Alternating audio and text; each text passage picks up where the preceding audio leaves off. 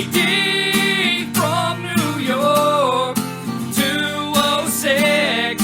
It's time for Off The Script. Big Show and Ryback, Strowman and Roman. Get off my fucking TV and save me the misery. And all you fucking goons, just grab a cold beer. The man of the hour is finally here. JD from New York, 206.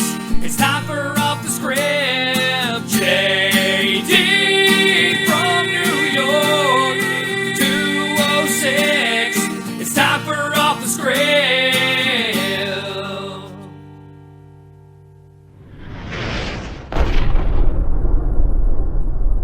What is going on, guys? JD from New York here, and welcome to WWE Off The Script. This is episode 126, part number 4, for Monday, July 18th, 2016.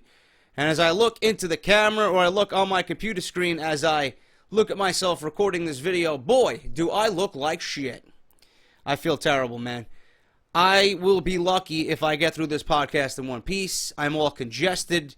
My throat is fucking killing me. I can barely swallow. It's painful to talk.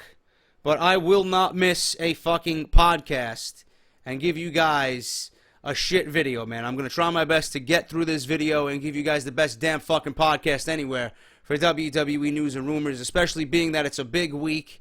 And hopefully this goes away, or at least gets better, by the time Monday Night Raw rolls around tonight, and then we go on into the draft on SmackDown on Tuesday night live on the USA Network, man. I can't wait for that. Going to be a very, very big week for WWE, and there's going to be a ton of fucking news coming out of Raw and SmackDown, so stay tuned, guys. I have a ton of draft news that I'm going to try and get videos on separately for you guys so I can get you all ready.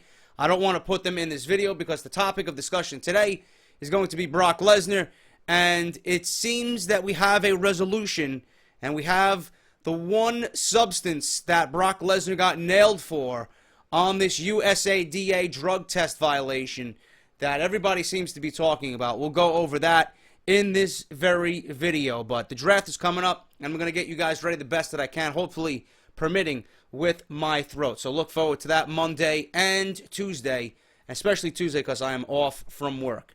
Thank you guys to subscribing to my buddy Sean's channel, man. You guys are making him feel so special, and he's going to get this thing done, man. He's going to lose this weight, and he's going to document it. Thank you to everybody that came rushing to his support. It's unbelievable, man, what we can do as a community, especially right here on Off The Script, man. I got the best fucking fans anywhere, so thank each and every one of you for subscribing. And I'm loving the view count on his videos, man. I'm loving the support and the likes that he's getting. You guys are absolutely fucking amazing. Thank you to each and every one of you. Pro Wrestling Tees and Barbershop Window, man. Barbershop Window, the official online shop for this very t-shirt. It is a huge seller on Barbershop Window, man. Go get yours today. The Roman Reigns Get Off My TV t-shirt, $19.99. Link is down in the description below. Barbershopwindow.com, the official partner of WWE Off The Script, man. Unbelievable. I finally got mine on Saturday. Now I'm just waiting for Justin LaBar's t-shirt to come because I ordered them both at the same time. I'll be repping that shirt hopefully on Friday's edition of Off The Script this coming Friday. So if you guys want this t-shirt, like I said, we're an official partner with Barbershop Window. That is barbershopwindow.com. Link is down in the description of this video for my own online shop for this very podcast. Twitter and YouTube, man. Follow me on Twitter at JD206 and subscribe to the channel if you have not done so already. I have no idea what you are waiting for, man. This is the #1 fucking podcast in your subscription box right here on YouTube.com. Patreon.com. Thank you to those who pledged yesterday. You guys are fucking unbelievable. If you guys want to support this very podcast on a monthly basis, man, patreon.com/JD206. Lately, I've been uploading this very podcast and all videos throughout the week early access for all my Patreons on top of everything else that I got going on for you guys. Skype, out of nowhere, first come, first serve.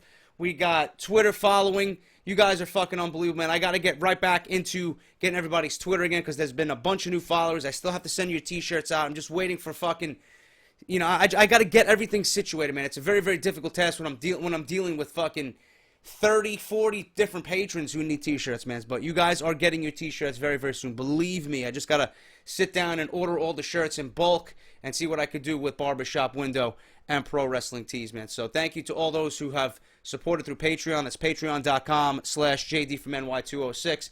And wrestling nicknames will be going out eventually within the next week or so, man. I got to tally up all the new names, and I got to get you guys who just pledged nicknames. So bear with me, guys. It's a ton. I'm working so hard on the fucking channel. It's going to be a busy fucking week. But thank you guys so much, man. You have my undying love and support, just as you have for me, man. Thank you so much for everything. Now, let's get into the news, man. Big, big news here. If I can make it through this podcast, man. Holy shit, is my throat killing me. No steroids. Lesnar teammate says asthma inhaler to blame for failed test. No PEDs. And then Brock Lesnar comments on UFC doping violation, and he could eventually be fined $1.25 million or more for this drug test failure. It's amazing what can happen in just 24 hours. The perception of Brock Lesnar changed in an instant once the news broke that he had violated the UFC's doping policy before his fight at UFC 200. Aside from the backlash against Lesnar, the situation could do severe damage to his career both in UFC and in WWE, which means it would be very difficult to change the perception for a longer period of time. According to a report from WrestlingInc.com, Brock Lesnar could be fined $1.25 million up to $1.875 million for his violation of UFC's policy.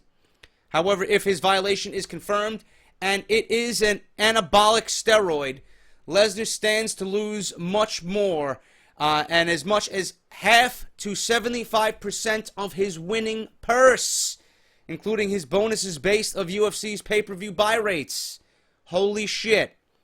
Not to mention that Lesnar would be suspended from MMA for up to 2 years if the test is confirmed. Needless to say, Lesnar may have made the mistake of his life by returning to UFC for one more fight.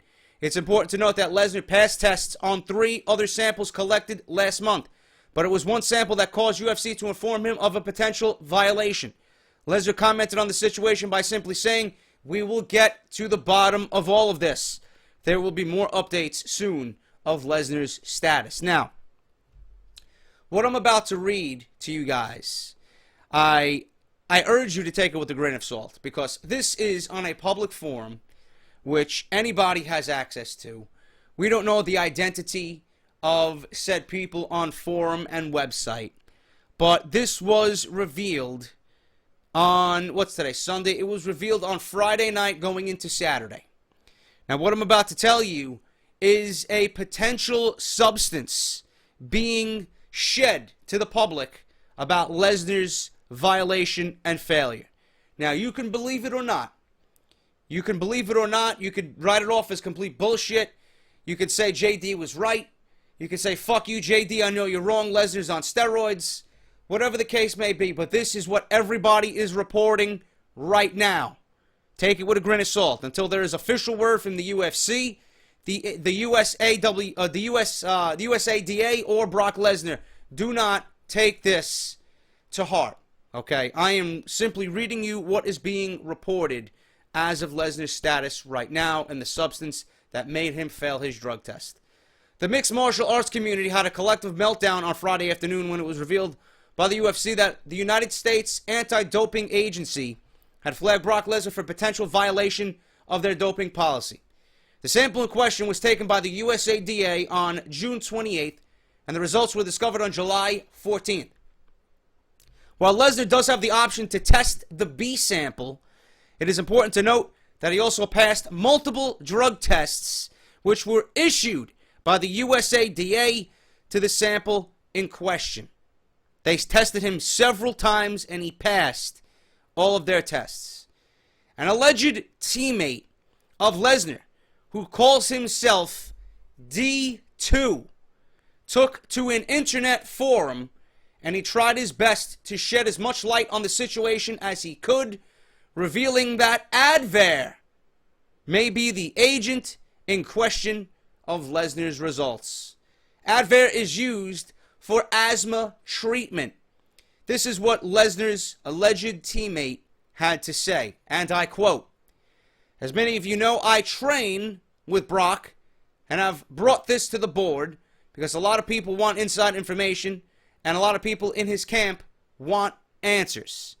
So these are what we have right now. Towards the end of the camp, we kept things fun and did a lot of outdoor conditioning in Alexandria, Minnesota. This caused a severe reaction one day with Mr. Lesnar. He literally would not stop hyperventilating for almost 10 minutes after 5 rounds of hill sprints mixed with kettlebell work. Brock suffers from what's called RAD, otherwise known as reactive airway disease, and his doctor for years has prescribed him medication. Advair Discus, which helps him breathe during the late spring and summer months here in Minnesota when he has episodes. Lastly, when farming. This drug is classified as a beta-2 antagonist, so this is why he got popped by the USADA. It's really just a formality, though, because he should have been given the TUE, just like people do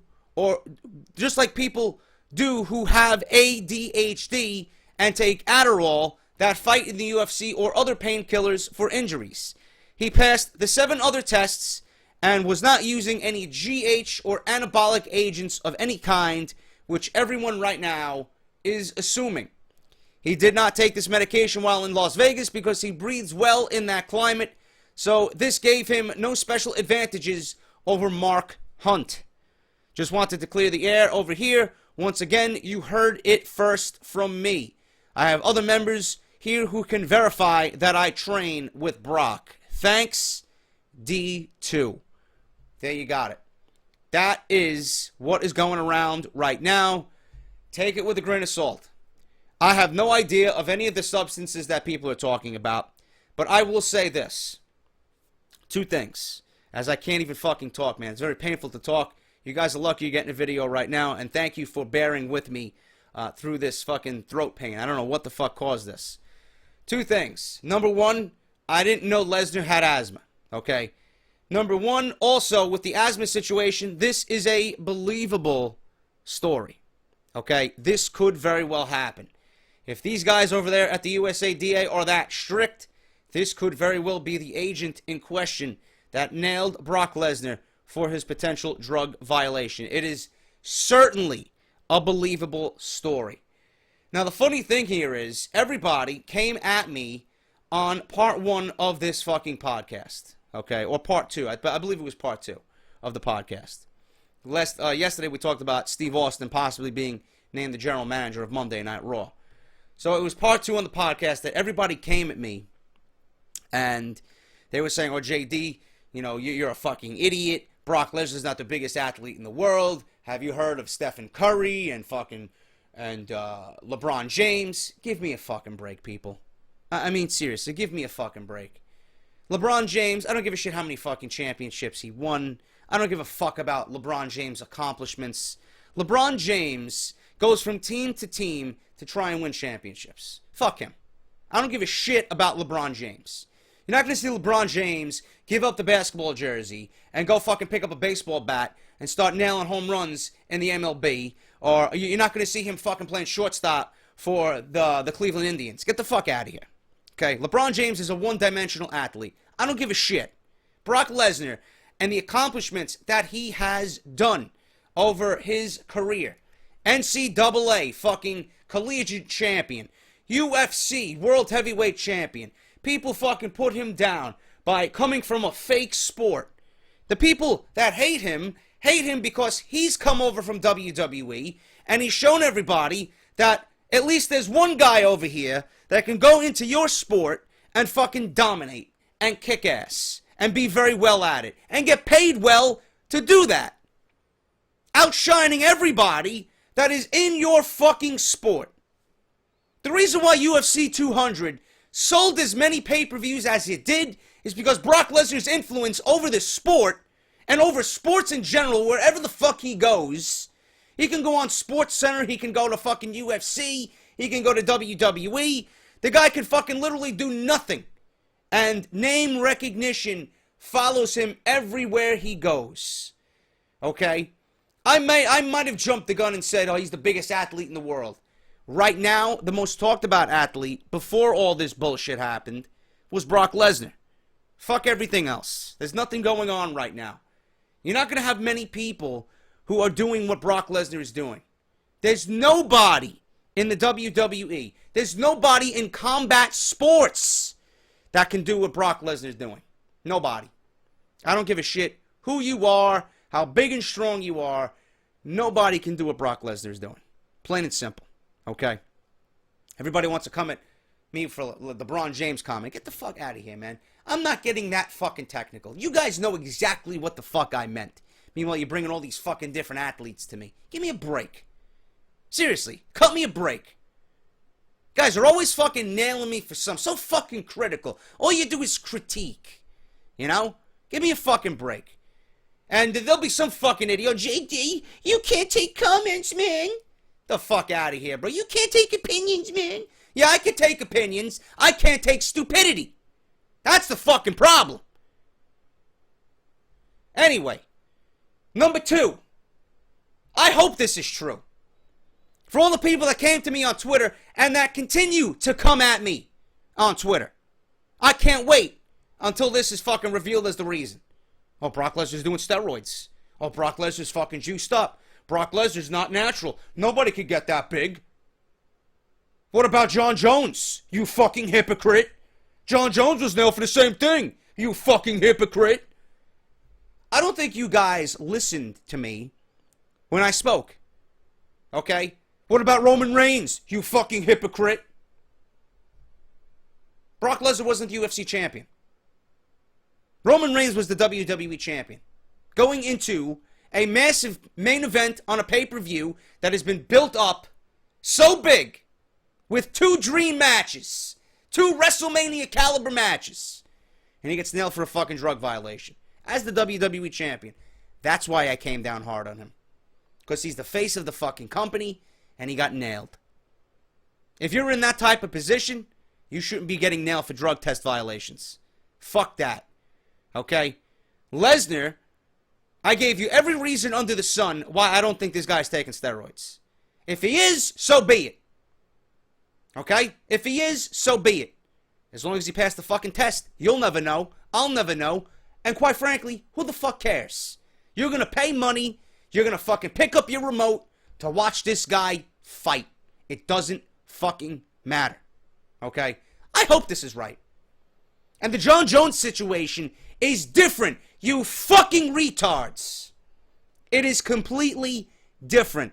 Lesnar is not a cocaine addict. He didn't get caught with cocaine. Lesnar didn't get behind a fucking vehicle and drive drunk and run off and get nailed with a hit and run. That's 2 violations. That's 2 embarrassments to the sport of UFC. That's 2 embarrassments to Dana White. Then he gets nailed for a drug violation. I don't know what the fuck he got nailed for. I don't know what they're testing him for. I don't know what they're appealing. But he got nailed. That's 3. 3 strikes and you're out, John Jones. 3 strikes and he's out, John Jones fans. He is a fucking liability to the UFC. That's what I'm trying to explain to you. I don't give a shit if Lesnar got nailed and John Jones got nailed in the same week. It's 2 completely different instances. Lesnar is not a fucking embarrassment like John Jones is. John Jones made previous mistakes upon previous mistakes. Oh, give him another chance. Oh, give him another chance. Everybody makes mistakes. 3 fucking mistakes? 3 mistakes. Yet people still want to side with him. To me, that's a liability. To Dana White, cut him. Can't be trusted. Trust only goes so far. And I don't think Brock Lesnar would betray McMahon. I don't think Vince McMahon would willingly let Brock Lesnar go to the UFC if he did not know things were all right. Because if Vince knew he wouldn't pass the drug test, I don't think Vince would allow him to fight in the UFC. I don't think Brock would allow himself to go into the UFC and be tested, knowingly, up here, that he would fail. I hope this is true. So that it shuts everybody up. Plain and simple. Because the reasons I gave you for Lesnar not failing, those are the reasons I'm standing behind until we get official word from his camp, from Dana White, from UFC, from the fucking USADA. This is a believable fucking story. And I still get people coming at me on Twitter. Oh, it's a fake story. Fake? How is this fake? I can understand if they came up with some fucking out of this world, outlandish fucking story. This looks believable to me. And no, I'm not riding Lesnar's coattails. No, I'm not fucking marking out for Lesnar. No. I just don't believe it. And to everybody that calls me a hypocrite, if Lesnar is failing a drug test for PEDs, I will go off just like you guys want me to. I will go off just like I did on Roman Reigns and just like I did on John Jones. I don't understand why you guys don't expect me to. I don't believe you guys have a level of fucking trust in me to not go off on Brock Lesnar if he is nailed for PEDs. Who the fuck you think you're watching? Goons View? Come on, bro. If Punk got nailed, if Bryan got nailed, if Seth Rollins got nailed, if Sami Zayn got nailed, I'd go off on all of them. I can't stand a cheater in the sports world. I just can't. I understand why they do. I understand why people try and get ahead. But I don't like it. I don't like it. And I don't like the political bullshit that comes along with name recognition either. I really don't. So you guys have to have a little bit more trust in me to come out and fucking speak my mind on things like this when it happens to multiple personalities in the wrestling world. Lesnar, Reigns, this guy, that guy. We don't know yet. This is a potential reason why he failed. This is a valid reason why he failed. This could be the reason. We don't know. But like I said at the very beginning, before I even fucking read this article to you guys, take it with a grain of salt. Be careful about what you read. Be careful about saying, yeah, you know what, this is true. I'm not saying this is true. In no way, shape, or form am I saying that this is the reason. This is the end-all, be-all. Lesnar's in the clear. There'll be some fucking idiot. Oh, well, JD said this. This is the reason. No, that's not what I'm saying. This is what's being reported. This is a potential reason. Just like it was a potential violation. This is a potential reason why he failed. But it's certainly a believable one. And you know what? I'm going to say I believe it. Whether it comes out that it's a bullshit story remains to be seen. We'll find out in a couple days. We'll find out in a couple days. But that's my opinion on this entire Brock Lesnar situation. An asthma inhaler. And if that's the case, Lesnar can be fined, whatever, by the USADA for failing, whatever, as long as it's not PEDs. Because I don't think Lesnar would... Look at the fucking ramifications of this. Did you see what the article said? That he stands to lose 75% of his winning purse. There's gotta be something up here that he knows that if he does get caught, all of that hard work, training, and the pay-per-view buy rate money, and the purse, gone. All of that $8 million, gone. He'll see none of it. None of it. You think Brock Lesnar would willingly give that up? 2 years banned in MMA? We may never see Brock Lesnar in MMA again. You know? And like I said about Vince McMahon, you think Vince McMahon would willingly just, okay, here you go. Go to UFC. Do what you want. You don't think McMahon would try to protect Lesnar? You know? You gotta think. I don't think Lesnar failed for PEDs. I don't. This is a very believable story. And I'm sticking to it. If it's wrong, it's wrong. If it's wrong, it's wrong. And I'll come on here and say, listen, I read it, I reported it, I was wrong. What I thought was wrong. And then I'll go off on Lesnar. Just like you guys want me to. But right now, we got to support him. Why would you want this guy's image and reputation to be tarnished? Yeah, there may be Lesnar fans out there that don't like his work in WWE. All he does is suplex. I know. But at least when Lesnar is there and the matchups that are presented, it's always intriguing.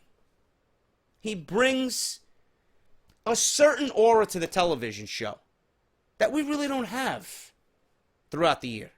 Why would you want that to be gone? Why would you not want to see him fight in the UFC? Why wouldn't Dana White want him to fight in the UFC? The more Lesnar fights, the more money UFC's going to make. They don't want any of this to be happening. The fans don't want any of this to be happening. You gotta be a fucking idiot if you want to see this guy fucking fail and his career ruined. You're a fucking retard. You let your emotions, for whatever reason, your dislike for him get in the way, like I said on part 2. People love to see other people fail. I will never understand that. Why? Because you can't do what he does? You can't do what he does? You can't go out and make a living for yourself like he does? Jealousy? Envy? Because he's a WWE guy walking into your sport and making the most money out of anybody there? With the most name recognition compared to anybody there? They're going to build pay-per-views around him because he is Brock Lesnar? He's always going to trump the champion? He's always going to be the most talked about guy? Oh, he's not a UFC guy. Yes, he is. He's more of a UFC guy than the next guy. Doesn't matter. Well, because he comes from WWE? Fuck that. You should be happy that someone like Brock Lesnar wants to fucking fight for the UFC. They could use more guys like him. Doping violation. Asthma inhaler. We'll take it as it is. If there's any more news on it, I will certainly let you guys know right here on Off the Script. Backstage news about Vince McMahon's feelings for Roman Reigns influencing the WWE draft. Last week, I reported that Vince McMahon was very upset with Roman Reigns after his violation of WWE's wellness policy, and Roman's push would be going to other WWE superstars. Although Vince is displeased with Reigns, it's going to impact him too much because the latest rumor is Roman Reigns versus Seth Rollins for the WWE title at SummerSlam is happening. Many people are wondering how Roman's recent suspension and Vince's changed perspective on Reigns will impact his position in the company and how it will influence his selection in the WWE draft. According to WrestleZone.com, we already knew that Roman Reigns lost the WWE Championship to Seth Rollins, which eventually got in the hands of Dean Ambrose because of his suspension. However, it's believed that when he returns to WWE programming, Reigns will remain a top star for WWE, but he will not be considered the top star in the company. Okay, that works. I don't expect his star to fall too much, but I know for a fact he's not going to be the number one man, and if he is the number one man, that is a huge mistake on WWE's behalf. He'll have to earn the opportunity back to be the WWE champion, and as of this writing, it is unclear where Reigns is headed in the WWE draft. It is likely he'll remain on Raw. Only Rollins will be considered the top hand over Reigns. So I am making a prediction right now. Seth Rollins is going to be Monday Night Raw's number one draft pick. John Cena is going to be SmackDown's number one draft pick. Raw, Roman Reigns, number 2. AJ Styles, SmackDown, number 2. Dean Ambrose, number 3 for Monday Night Raw. And you can pick literally anybody for number 3 on SmackDown. It could be the Club. I don't know. I don't know what's going to happen with that. But as of right now, those are my top choices. Rollins, Reigns, Ambrose on Raw, Cena, and Styles on SmackDown. Those are my draft predictions right there. We'll go over that more as the draft nears this coming Tuesday on the USA Network for SmackDown Live at 8 p.m. I'll go over all of that, and we'll talk about the draft much more in depth. But Roman Reigns, you know, this is pretty much what we've been saying. Roman Reigns has to earn the trust back, not only of WWE, but of Vince McMahon. I don't see him falling out of favor too much. You know, at least he will still be a top star. He'll still be in the main event. He'll still be in top programs.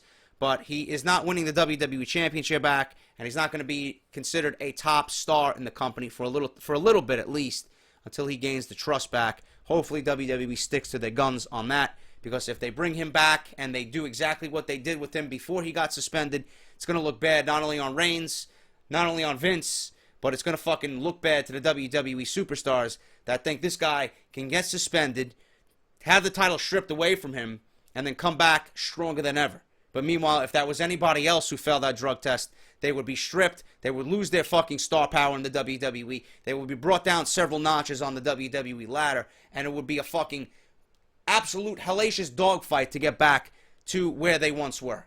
But Roman Reigns seemingly is suspended. He's going to walk right back into the company, and he's going to have his top position still waiting for him. You know, this is what I say, man. And I would say this if it was Lesnar too. Okay?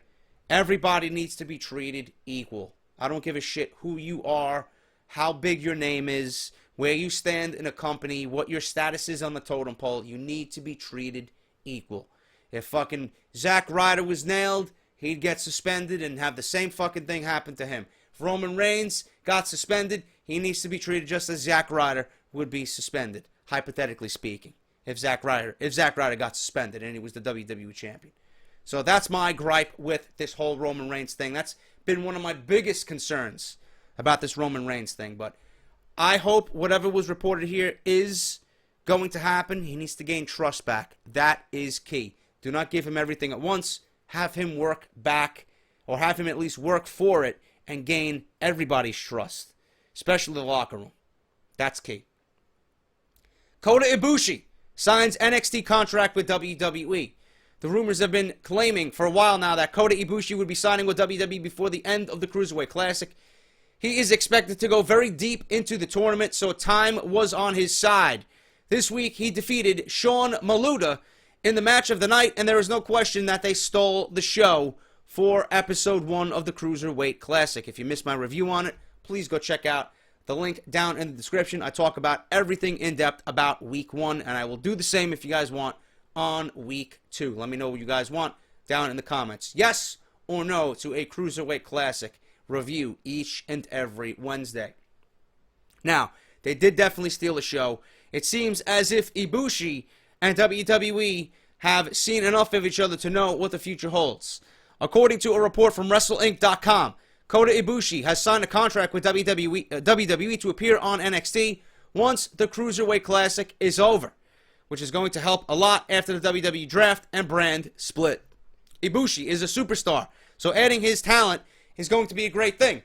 He's expected to go as deep as the finals of the Cruiserweight Classic, but there are many people saying he has a strong chance of winning the entire thing. If Ibushi wins the tournament, that could catapult him into a top star for NXT. That will launch him into feuds with fellow New Japan Pro Wrestling superstars Hideo Itami and Shinsuke Nakamura. I don't think Ibushi, and I claimed and I stated on my Cruiserweight Classic review, I am not familiar with Ibushi's history and his backstory. I know of him. I know what he brings to the table. I loved what I seen on the Cruiserweight Classic Week 1. But I don't think he needs to win it to be catapult as a top star in NXT. I think he can make his debut, which I believe he did already. I believe he was at the tapings, the most recent tapings that they had, at least leading into back to Brooklyn TakeOver for SummerSlam weekend. I don't think Ibushi needs to win the tournament to catapult himself as a top star in NXT. I think he's already there. I think enough people in the independent scene and the people that watch NXT and the people that thrive and fucking are thirsty for NXT every single week, I think those people know of Ibushi and know what he's capable of and know his history and his backstory. I don't think he needs to win this tournament to be considered a top star. He's already a top star. They're bringing him in as a top star. So you might be better off giving the Cruiserweight Classic to someone else and creating another superstar on top of Ibushi who is a superstar already. That's just my honest opinion with that. You know, same could be said for Zack Sabre Jr. I don't think he necessarily needs to win the tournament. These guys obviously need to look fucking strong going into the tournament. They need to look good getting at least deep into the tournament because obviously you want to showcase these guys. These guys are the best in the world. There's no reason for them not to be there at the end. You know, Ibushi, Sabre Jr., you got Rich Swann, you got Cedric Alexander. All those guys, Rich Swann is already in NXT, I believe. But Cedric Alexander, Ibushi, Zack Sabre Jr., all these guys are being signed, dude. Seriously. There's no way WWE is letting this thing end and these guys are not getting a fucking contract for NXT. It may be somebody completely out of left field who wins this Cruiserweight Classic. Cruiserweight Championship, Cruiserweight Tournament, Cruiserweight Trophy. I don't know what the end result is going to be. But in my honest opinion, Ibushi, and everything that he's accomplished with New Japan, he doesn't need this tournament. Give it to somebody else and create another superstar so that you have two. Two is better than one. Logic. Simple logic. He's already coming in as a superstar. You don't need him to win this tournament.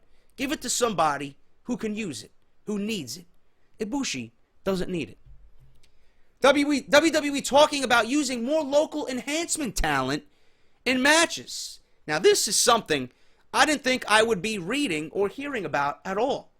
The squash match, the jobber, is returning, hopefully, to WWE. Admittedly, a lot of people complain about the amount of programming WWE puts on each and every week. It can be a lot, but every second of it is previous, because anything that is wasted could have been used for someone else.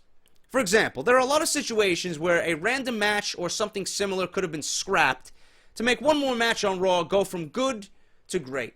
On paper, that makes a better show. Now, according to a rumor from Cage Side Seats, WWE officials have been talking about doing more enhancement matches on television using local talents. Although WWE is trying to do good by sparing a lot of lower card performers from putting over the next big star and then taking unnecessary losses. Using local wrestlers isn't really going to do the job, is it?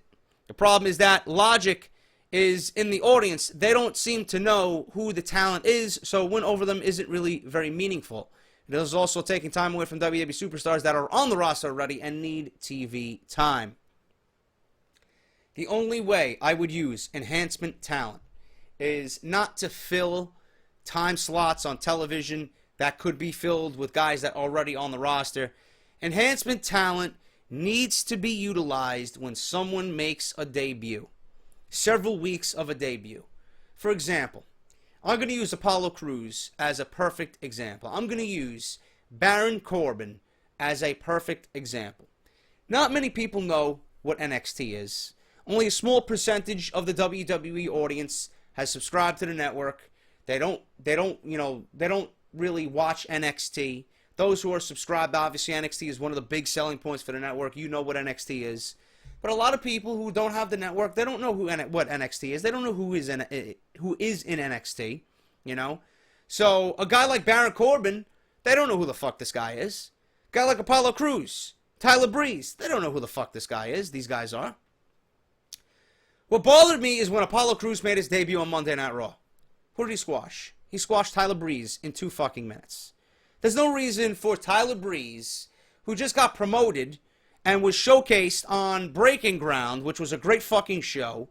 Everybody loved Tyler Breeze. They highlighted him as one of the best fucking talents down there, one of the most talented guys on the fucking roster, one of the most respected guys in all of NXT.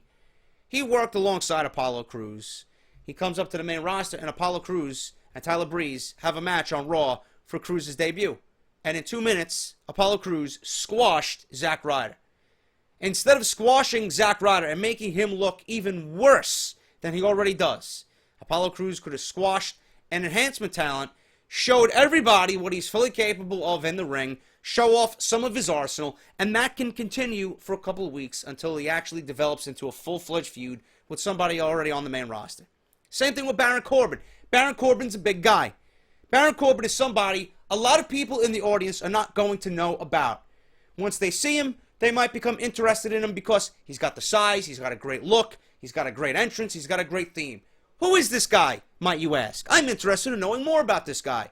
If you're going to put him in a feud with Dolph Ziggler for 2 fucking months and it goes nowhere and they trade victories back and forth after winning an Andre the Giant Memorial Battle Royal at WrestleMania, which means fucking nothing, and then you put him in a Battle Royal for the U.S. title and he gets eliminated,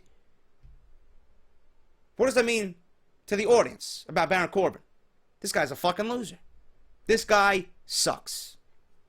Now, if you put Baron Corbin in a match with enhancement talent and he gets to show off his big, powerful, impressive moves, Deep Six, End of Days, people can show off their power, you know, you can fucking just destroy these guys. Go out there and literally wipe the floor with these guys. Create a monster through enhancement talent. Let these guys show off what they know in the ring. Big moves. Moves that are going to get over. So people become familiar with them and then thrust them into feuds. That's the only way I would use enhancement talent. I don't want enhancement talent merely on the show to fill gaps. Like we'll see the social outcasts versus two fucking jobbers. No. We know what the social outcasts are. They're a bunch of fucking scrubs. We don't need scrubs versus scrubs. Enhancement talent is for guys that you're going to bring up from NXT, that you want to showcase, let them have some fun, get affiliated with the audience, show the audience what you can do, and that's it. Debuts need enhancement talents. You're not going to debut Apollo Crews and put him there against a guy like Tyler Breeze and embarrass Tyler Breeze. That fucking sucks. And that pissed me the fuck off. Because Tyler Breeze deserves better than that. This guy was putting on fucking classics down in NXT. He was the one guy you can call upon to have a great fucking match in NXT. Comes up to the main roster and loses to Apollo Crews in 2 minutes. Meanwhile, in NXT, they let these guys go out there for 15, 20 minutes in a main event slot. Fucking bullshit. Absolute bullshit. So, enhancement talents could definitely be utilized on WWE. You just got to use them right. And finally, guys, Battleground to be a lead-in for SummerSlam. WWE saving big moments for next month in August. Next week is going to be an intense week for WWE programming. You got Raw, which is must-see because of the Dean Ambrose Rollins WWE title match. Shane and Stephanie will reveal their general managers for Raw and SmackDown. Big Monday night, which we will go over tonight in its official review. Can't wait. Tuesday is going to be the first edition of SmackDown Live, which I can't wait for, which will feature the WWE Draft, and that will change the entire landscape of WWE overnight. 5 days later, it'll be Battleground. According to a rumor from Cage Side Seats, Battleground may be getting the short stick when it comes to next week's programming. There are going to be some really good matches, and there could be a few surprises. Bayley, which we talked about yesterday, could debut on the main roster to partner up with Sasha Banks against Charlotte and Dana Brooke. However, WWE isn't planning for the Battleground pay-per-view to have any major moments. The powers that be are trying to save those moments for next month's SummerSlam. The biggest question is how WWE will book the WWE Championship match at Battleground if there aren't going to be many major moments, especially if they're planning Reigns versus Rollins 2 at SummerSlam. So if they're not planning any major moments for Battleground, why the fuck are we going to care about Battleground? If there's not going to be any major moments for Battleground, why did you give us a triple threat match the caliber of Rollins, Reigns, and Ambrose at Battleground and not wait for SummerSlam? I don't know. I don't get it. I will never understand WWE's logic. The things I read and then the things I see, they just don't add up. They just don't add up. So, Bayley, I'm automatically not even thinking about Bayley. Bayley is not making a debut. And if it's true that Bayley is debuting, it's a waste.